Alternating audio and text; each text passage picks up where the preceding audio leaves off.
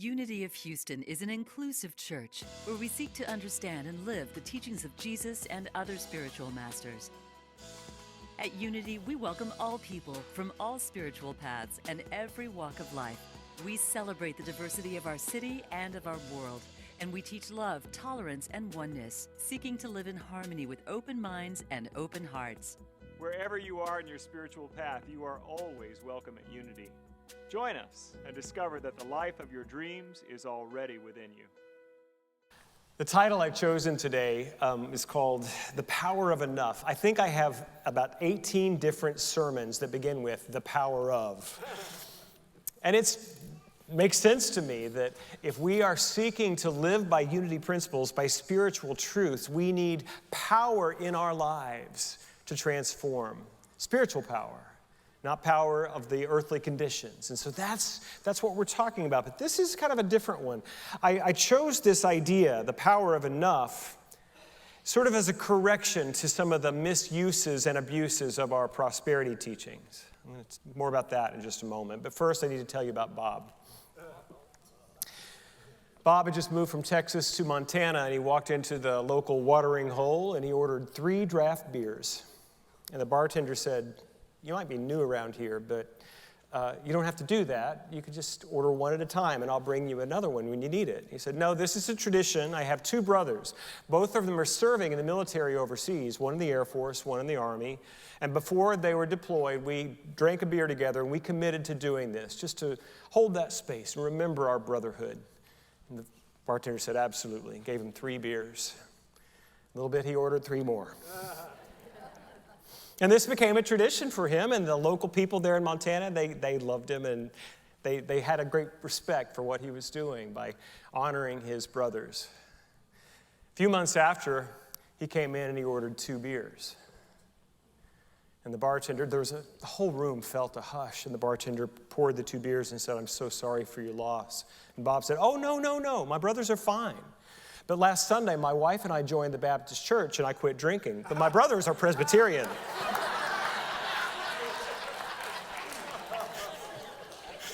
I love that joke.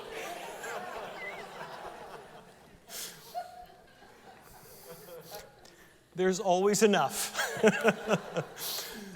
So this idea of enoughness.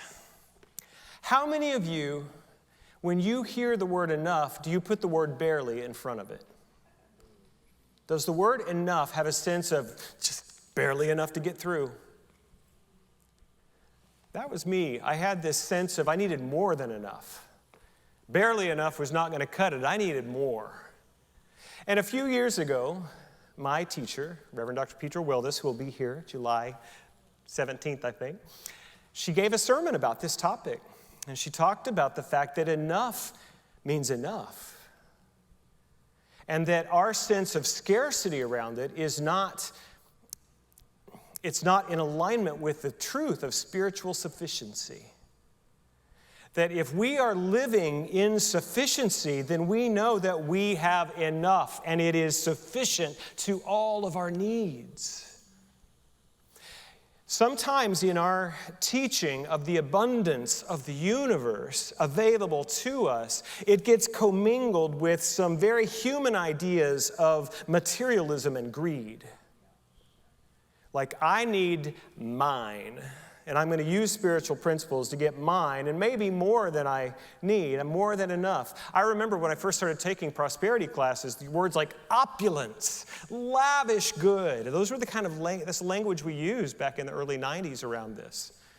And then I noticed a shift in our culture in the New Thought world, that we began to see, oh, wait a minute, we're sharing this world with 7 billion other souls. Are we taking more than enough? And I began to work with my own consciousness of enoughness.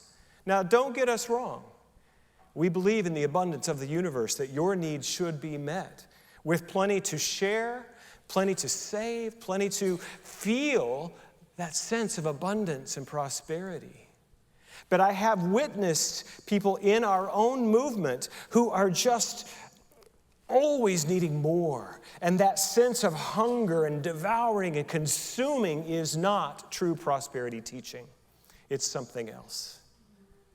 And what I want to offer to us today, that it's actually lack consciousness that causes people to seek more and more when they have enough, because they don't know they have enough. They don't have the consciousness of enoughness.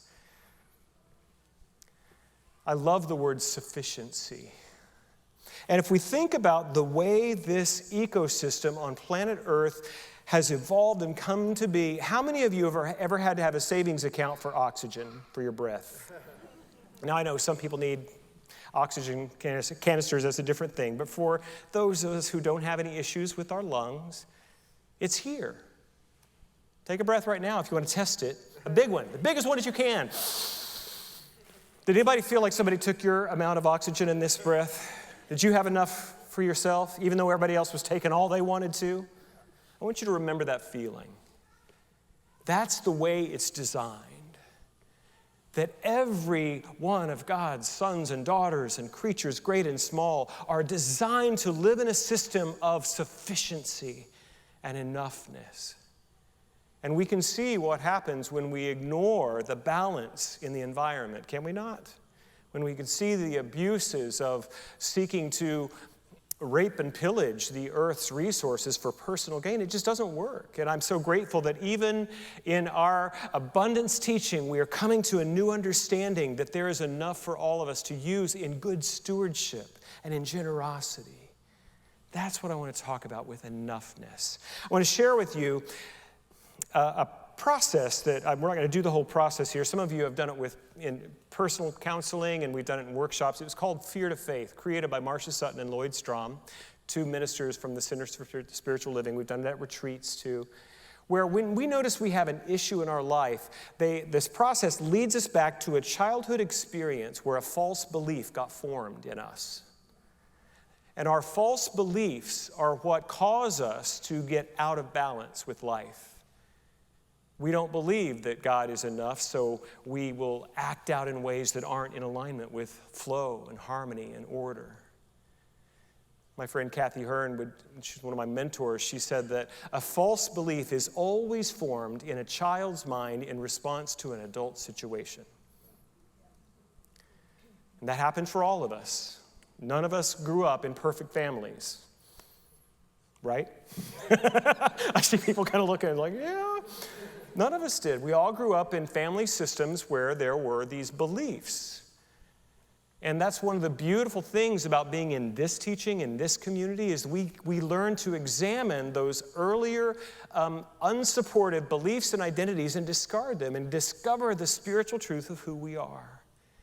At the end of the process for creating the Fear to Faith, there is something that Marcia and Lloyd created called the releasing prayer, and I'd like to demonstrate it for you right now. We begin like this, and we say, I release my belief in lack. I release my need to worry. I'm grateful God is the abundance I am.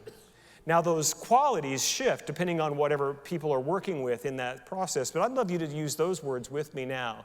So I'm going to say it again, and then we do this motion with it too. I'll do it like a yoga teacher, so I'll use my left hand when it's your right. You got it? So the first I'm going to say is, I release my belief in lack. Ready? I release my belief in lack. I release my need to worry. I release my need to worry. I'm grateful God is the abundance. I'm grateful God is the abundance I am. And that I am statement, incredibly important. That's the creative power of the universe right there in your own heart and mind. And so that's the work that we do in our spiritual teaching, is to rewire our beliefs, to rewire our thinking around the universe itself, around work, around relationships, around money, around health, all of it, that we have been gifted enough for a life of wholeness and abundance. Sure, I'm going to tell a funny story on myself, at least I think it's funny now. I remember I've always struggled with sugar, and being with a 10-year-old in Disney World this week, it's so interesting to see it in that form. But anyway, even as an adult and in recovery, I've still struggled with sugar from sometimes. And then I was leading music at a retreat in Atlanta one time. It was so great, at a Methodist retreat center. And at the retreat center, they every afternoon at 4 o'clock, they would bring out baskets of fresh-baked cookies all over the campus. Chocolate chip, oatmeal raisin, macadamia white chocolate. Warm, aromatic. I feel you, sugar addicts. And I knew, and I had been to this retreat several times, and I always succumbed. And one year I said, I'm not going to do it. I've been really clean in my eating. I'm not going to eat the sugar. I'm not going to eat the cookies till the second or third day. And I had one. And the next day I may have had a couple more. And I remember when all the reins were off, I kind of had this out-of-body experience. I sort of like in the meditation where I sort of witnessed myself from overhead. And I have a cookie in my mouth and I'm eating it and I'm reaching for the next one already. And I recognized that my consciousness was not with the cookie that I was already eating. My consciousness was already reaching for the next. And that's what I'm talking about. We do that because we don't believe that we have enough. And gratitude is the key to expanding our consciousness of sufficiency. Somebody once told me that the lucky man gets what he wants, but the happy man wants what he has. Paying attention to our sense, and I'm sorry to use the masculine gender there, that's just the way it was taught to me. I'm really trying to get better about that. And why is it that we act in these ways that as though somebody's out to get us, or if I don't get mine, somebody else is going to get it? Because I think that was also in there. If I didn't get that next white chocolate macadamia nut cookie fresh from the oven, somebody else might. And what I want to tell you today, point number 2, is that you are enough. Not there is enough, but you are enough. I am enough. When we have our new member ceremony, there's a quote from Carl Anderson that I always love to share. Carl Rogers was a composer. Carl Rogers, who said, "What I am is always enough if I am willing to be it openly." And it is our feeling of not being enough that causes us to show up inauthentically, to wear a false front, to wear a mask of what we think people want to see from us. But the key to discovering our wholeness and our worthiness is to be authentic, to open the doors of our soul and our heart and let the world know who we are. This is the key. And it is our shame that causes us to put on the false front. I heard something yesterday in an AA meeting I just love. It said, "What grows in the dark dies in the light." Isn't that beautiful? And it is our shame and our sense of unworthiness that grows in the darkness. But when we bring it to the light, when we show up as who we are, warts and all, people. None of us is perfect. Some church in Houston had a motto that said, "No perfect people allowed." I wish I'd thought of it first. You don't need to be perfect because you are. You are the spiritual perfection that can hold all human mistakes and imperfection and remain whole. That's the kind of wholeness we're talking about. And when we can begin to live from that deep worthiness, then we stop needing to control everybody and everything. We begin to move into the realms of faith and flow. And no matter what comes in the world of condition, we can say, "Good must come of this for me.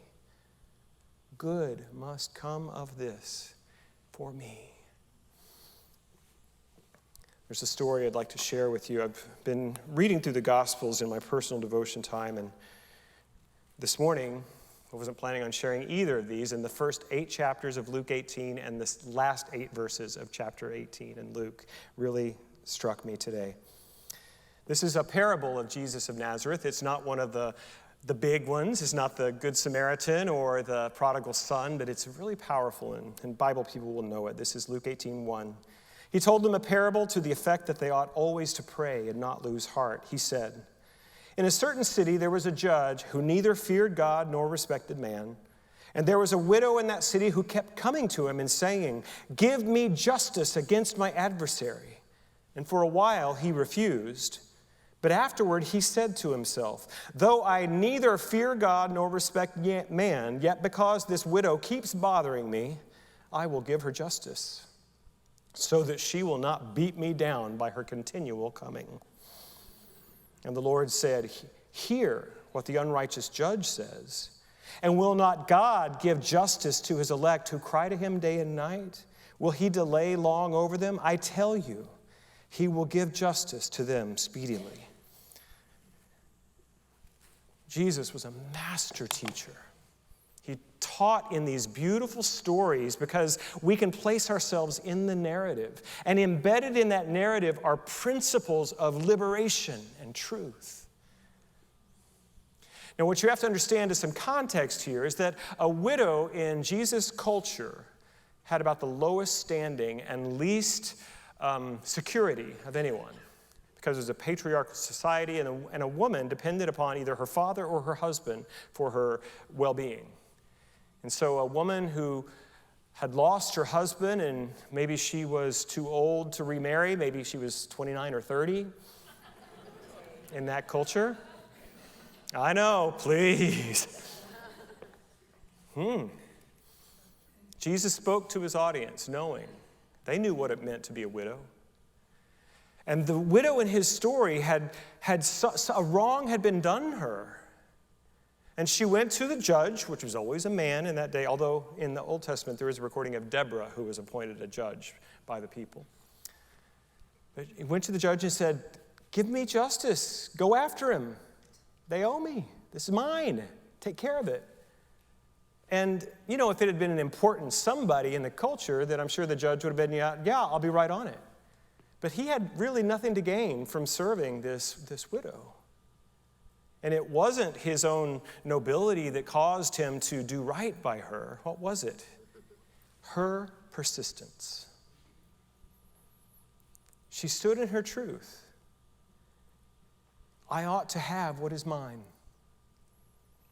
Her worthiness, not to buy what the culture was telling her about her status and what she should or should not have or could not receive. She stood in her truth and said, "This is mine, and it is your job to go get it for me." I love when he says, I would have just let it go, but she just was going to beat me down with her persistence. Jesus often told these stories, and he would reference the idea, it's really a metaphor, that God is our parent.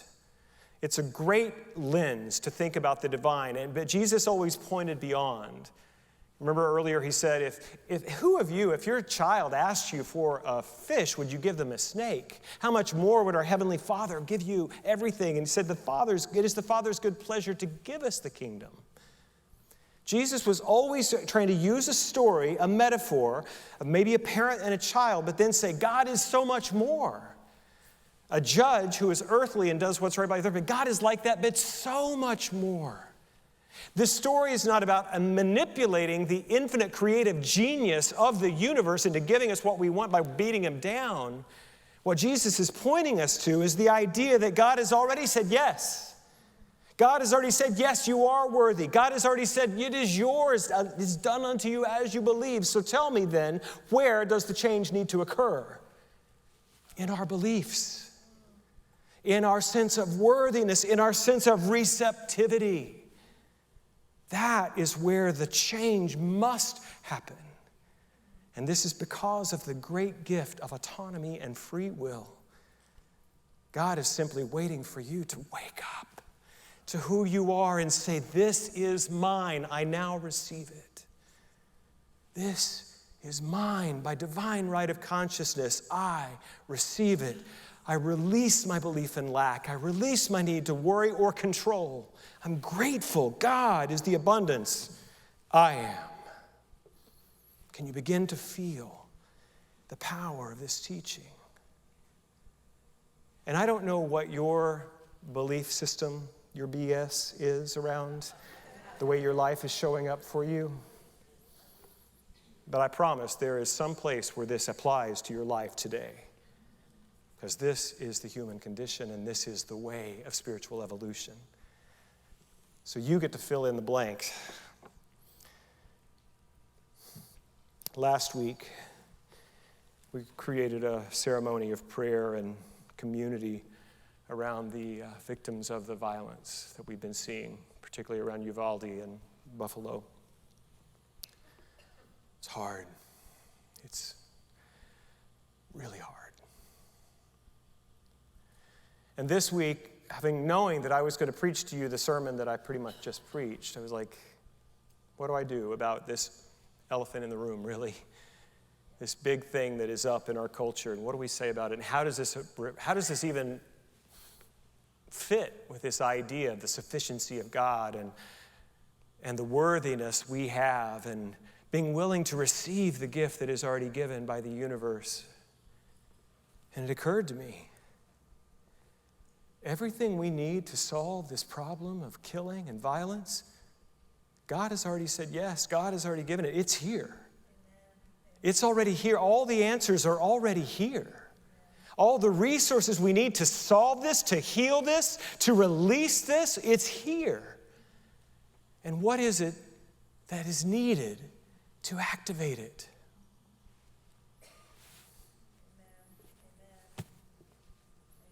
Me. My beliefs, my willingness, my faith, my choices, my words, my actions. That is what the universe is waiting for. And yours. I really do make a point of honoring our 501c3 and not taking a public stand about things political, and we don't do that. Other churches do. We don't do that here. But I often encourage people to use their political power to in a way that matches your values. But I do want to say this, not a but, and I want to say this. We do need gun safety reform. We need it.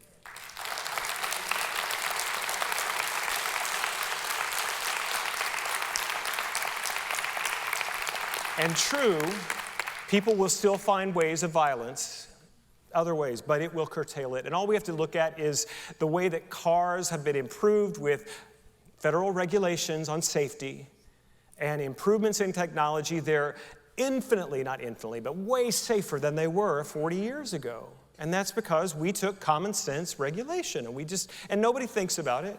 Do you know how many lives have been saved by seatbelts, by the drunk driving changes in the laws? All of those things, it's about public safety. It's about keeping our kids safe. And we did it. And we did it with goodwill, and it happened. And the same kind of thing is needed now. To not make it about ideology and about the left and the right and blaming each other, but from the middle, those people who are still willing to work together to create sensible laws that will protect our kids. We need to do it. And I saw this morning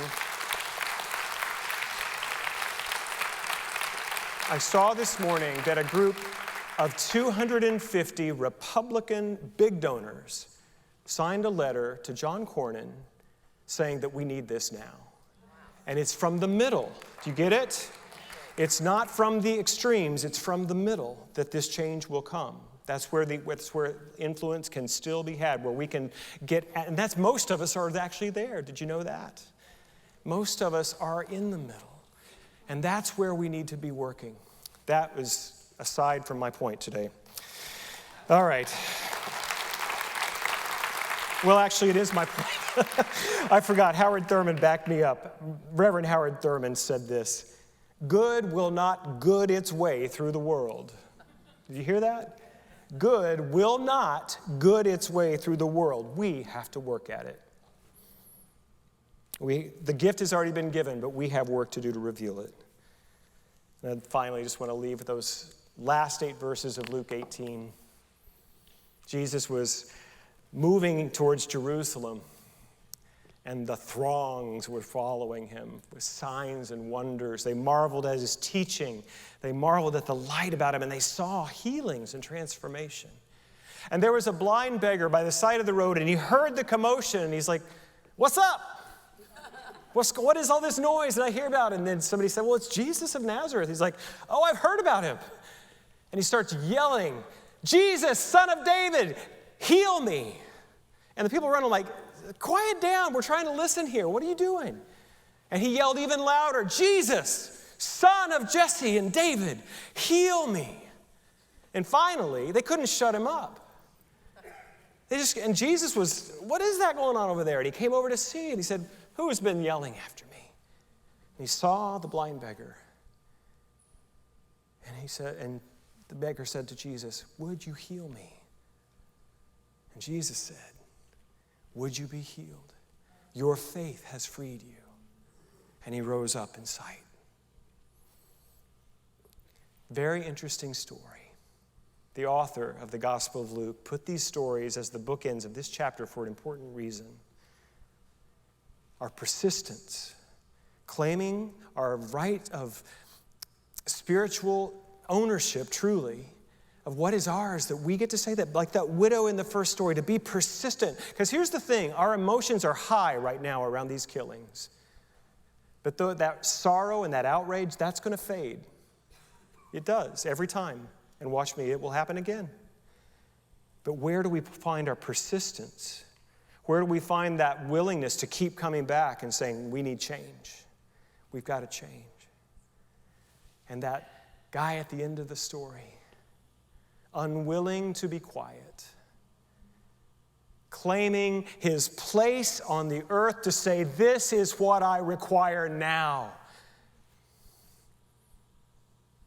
And that's the invitation for you today, to use your voice and to use your persistence, because the answers are already here with us. Would you join me in prayer?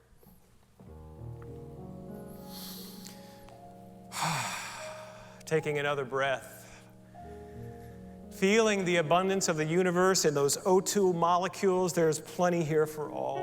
What we need is already here, and I can breathe a little or I can breathe a lot. And in this moment, in this recognition of the divine power of creativity, the genius of God, I breathe in a lot. No matter how big the challenge before us, God has already said yes, yes.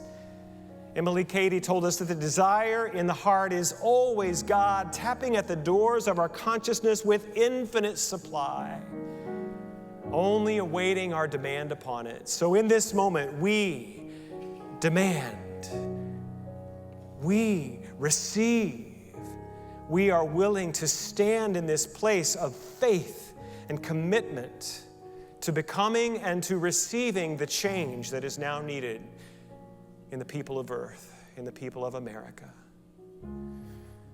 So today, we stand in faith and in willingness. Willingness to speak, willingness to act. Faith to know that it's already given. God has already given us the kingdom and is only asking us to become as that little child, trusting, open, hopeful, and enter into the kingdom and receive the good. To receive the good and to give the good that comes from us. To experience freedom and fulfillment and to express the gift that is ours. So in this moment, I'm simply grateful that what is needed is here and that we are the ones we've been waiting for. And so we say yes. We say yes, we are willing, we are able. Use us now, God, for the healing of the whole. We trust that this has already occurred in consciousness. We now see it demonstrated and manifest in perfect time and order. We let it be, and so it is. Amen. If no one has told you today that you matter, that there is something important that needs to come through you, I'm here to tell you that. And if no one has told you today that they love you, I love you. God bless you. Thank you for watching this message today. I'd like to invite you to join us in person here on campus at Unity of Houston for Sunday morning or Wednesday evening services.